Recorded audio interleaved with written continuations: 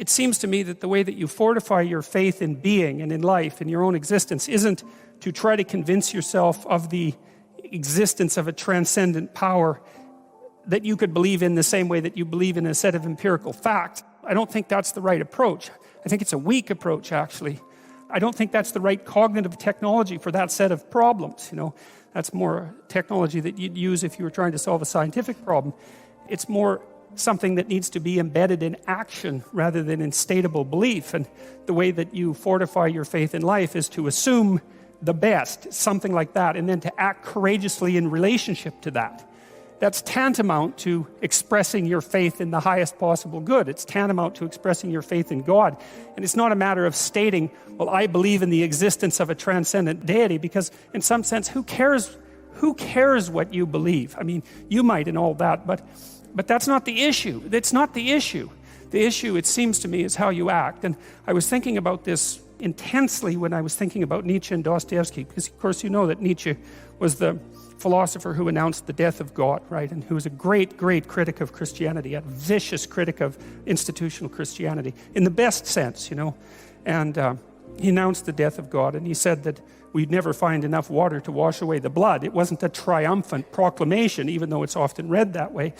Nietzsche's conclusion from the death of God, the fact that our ethical systems were going to collapse when the foundation was pulled out from underneath them, he believed that human beings would have to find their own values, to create their own values. And there's a problem with that, because it doesn't seem, this is something Carl Jung was very thorough in investigating, it doesn't really look like people are capable of creating their own values, because you're not really capable of molding yourself just any old way you want to be. Like, you have a nature that you have to contend with. And so it isn't a matter of creating our own values, because we don't have that capacity. It might be a matter of rediscovering those values, which is what Jung was attempting to do. And so I think Nietzsche was actually profoundly wrong in that recommendation. I think he was psychologically wrong. Now, Dostoevsky wrote in many ways in parallel to Nietzsche, and was a great influence on Nietzsche. Their lives parallel each other to a degree that's somewhat miraculous, and in some sense it's quite uncanny.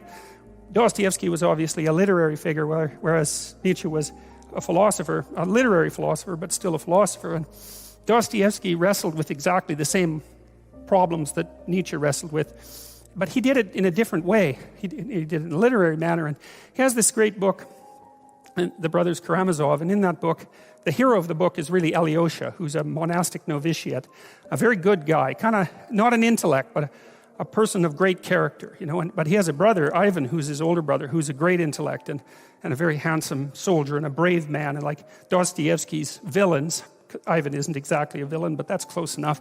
Dostoevsky makes his villains extraordinarily powerful. So if Dostoevsky's trying to work out an argument, he clothes the argument in the flesh of one of his characters. And if it's an argument he doesn't agree with, then he makes that character as strong as he possibly can, as strong and as attractive and intelligent as he possibly can, and then he lets him just have at her. And so Ivan is constantly attacking Alyosha, and from every direction trying to knock him off his perch of faith, let's say. And Alyosha can't address a single one of Ivan's criticisms. He doesn't have the intellect for it, and Ivan has a devastating intellect. It's devastating to himself as well. What happens in The Brothers Karamazov, essentially, is that Alyosha continues to act out his commitment to the good, let's say, and in that manner, he's triumphant. It doesn't matter that he loses the arguments, because the arguments aren't exactly the point. The arguments, in some sense, are a side issue, because the issue is, and this is the existential issue, the issue is not what you believe as if it's a set of facts, but how you conduct yourself in the world.